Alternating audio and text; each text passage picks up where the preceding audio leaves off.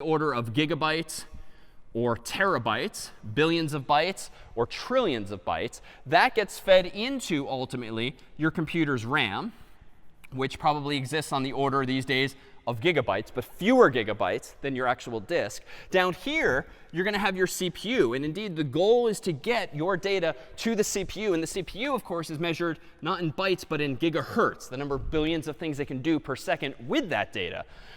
But there's also tends to be something in between RAM and CPU. There's often something called level 3 cache, which might exist in the form of megabytes worth. Then it goes into what's called level 2 cache, which is another type of memory, which also might be in the kilobyte for thousands of bytes or megabyte range.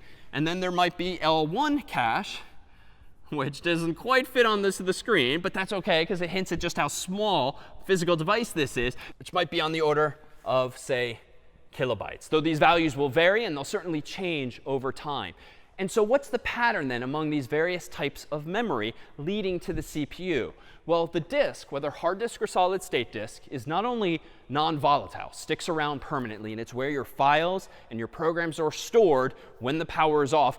That's the biggest of these various types of memories, but it's also the slowest. Even solid state is slower than some of these other memories below it on the funnel here.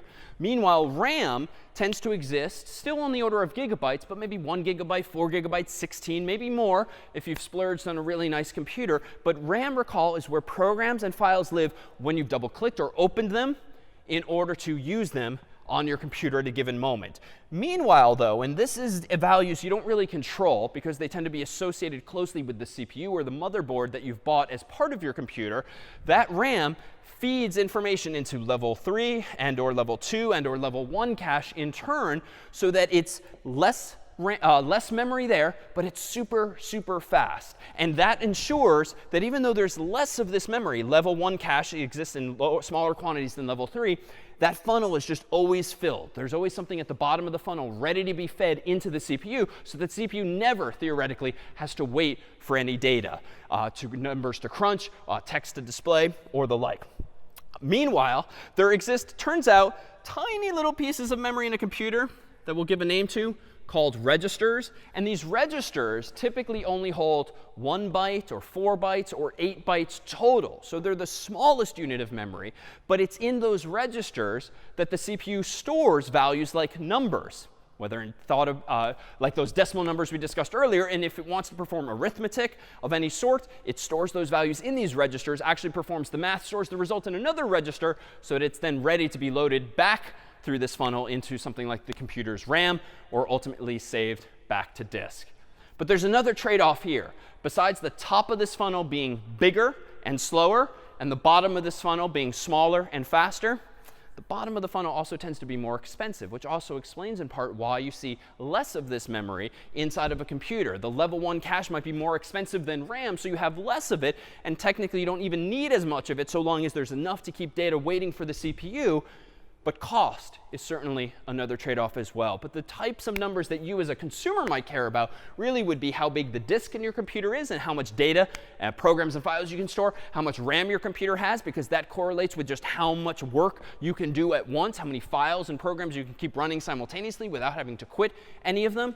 And so cache, finally, which is more closely tied to the CPU and the motherboard in your computer, and therefore isn't really a number you have as much control over as a consumer, just ensures that the data is actually ready. Now, this might all sound fairly technical, but these caches, whether level 3 or 2 or 1, are actually quite similar to techniques that we humans use in the real world, for instance, even at your local candy store. Here's my candy store, and I'm open for business. Candy, please. Let me get you some candy.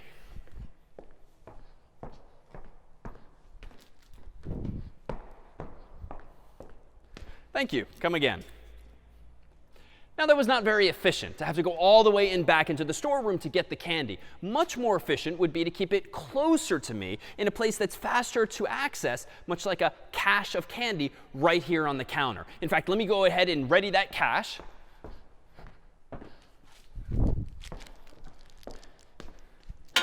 And now, with this cache of candy, am I open for business again?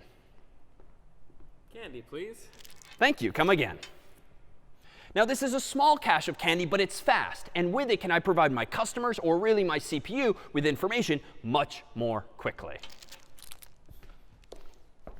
Now, we can actually see the sizes of these caches in that same output that we saw earlier from Windows and Mac OS. For instance, if we look again at the Windows Task Manager and look down here, you can actually see that this particular laptop had L1 cache on the order of 128 kilobytes, or thousands of bytes. It had 512 kilobytes of L2 cache and 4 megabytes of L3 cache. Meanwhile, if we take a look at that same MacBook Pro from earlier, you'll see that it has 256 kilobytes of cache, 4 megabytes of L3 cache. Doesn't happen to mention L1 cache, but odds are it's indeed there on the CPU, just not reported by this program.